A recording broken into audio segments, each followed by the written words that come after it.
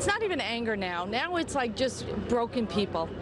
People are being broken. It's horrible when you walk down the street and you just say hello to someone you don't know and you smile and they're like, thank God. There is anger, but it's also, I think people are getting broken and disfranchised, and they will turn into anger, and you don't want to see that. That's just a little sliver of the frustration that you saw in Long Island today and have seen here for the better part of a week as residents demand action and answers from LIPA. That, of course, the Long Island Power Authority. Frustration, it's more than understandable. Most people in our region lost power here, even if a short time after Sandy, for a lot of us, at least a week. So you know how bad it can be. But for the folks in Nassau and Suffolk, they've been waiting 12 days for the lights and the heat to come back on. And I know there's folks in Jersey still waiting here, as well as people watching us in Connecticut. I totally get that. But as of 3 p.m. today, more than 143,000 of LIPA's customers on the island still had no power.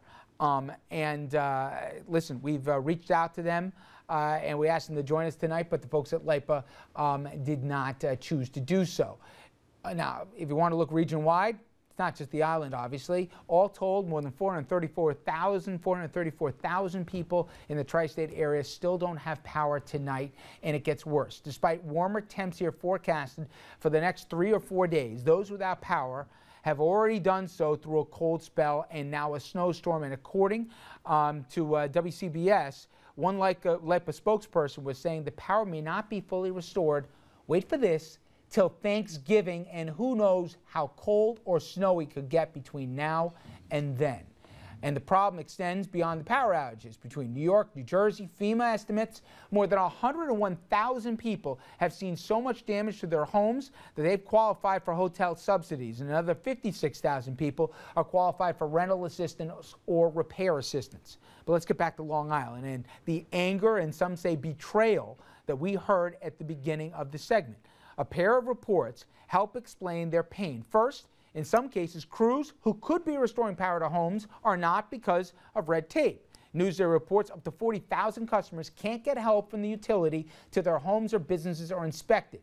No idea how long that's going to take. Many customers were never even told that inspections were a prerequisite, and that policy apparently never existed till now. And just to make the current situation even worse, there are reports that LIPA knew that a big storm could cause this kind of trouble as far back as 6 years ago.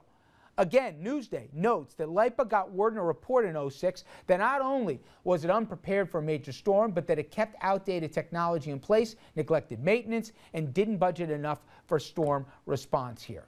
Okay, now, I got a basic question, which is they got the highest rates, and you got people 12 days out who still don't know when their power is getting on.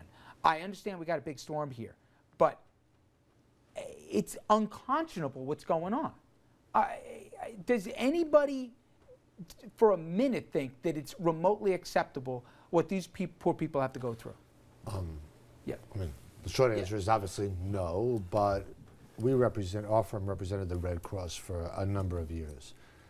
It's easy to have your favorite piñata be the utility companies. It's easy to go after LIPA when they're facing the worst disaster of our generation.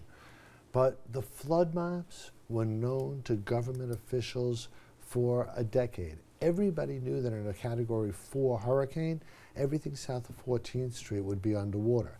Everybody knew these problems. So Governor Cuomo is absolutely right.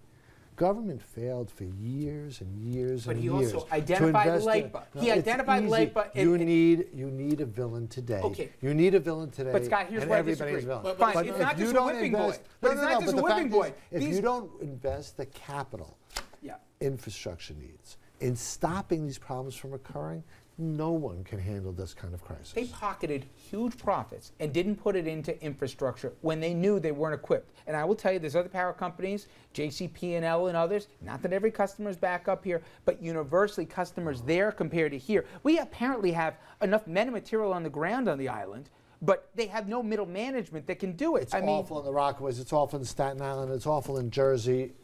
It's easy. It's especially bad on the island. What were you going to say, Don? Heads should roll. CEOs from the top on down should be shown the door. I guarantee you the problem won't happen again. Well, we don't know I what's going to guarantee happen you. to life. I guarantee you. I guarantee you. I guarantee you. They have power. I guarantee you they have power at their homes. I guarantee you their kids are not cold. Or they had their tree removed. We already know that life is dead man walking. So it's almost, for me, I'd like the governor to stop telling me how bad they are and either take it over or just do something about it. And to me, that's the point. Richard, to your point, utilities are, by their definition, a government-regulated entity. With no competition. With no competition. It is fine to blame them, and Lord knows they deserve the vast majority of the blame here. But who's blaming their regulators? Who's blaming the people that are overseeing this utility, that are supposed to be a good steward and looking out for the public's best interest? I don't hear a lot of people yelling. I don't hear a lot of people yelling for their heads. It's 12 days later. People are freezing, right? This is New York, for crying out loud, all right? This isn't, the third world. And I'm just saying they have 4 days here. The next 4 days, they actually have good weather. If they don't get something done, I mean. No disrespect. Okay, but Richard, I'm sorry. I mean, at some point, this is beyond a for-profit company responsibilities. At some point, you have citizens who are in need, and you could pinata, you can find fault, but somebody's got to now down the road. Now what should happen? I mean, they're talking about the military coming in. And why wouldn't you call the military in an emergency situation? Scott's right. The longer this goes on, the less it becomes a private sector problem, and the more it becomes a government problem. Because now we're bordering on a humanitarian crisis here, right? And who steps in that regard? Nobody's looking to the private sector to be the first line of defense in a humanitarian crisis. It's getting old very fast here, and just imagine you're one of those people. All right, we take a quick break here. When we come back, we're going to bring our next guest.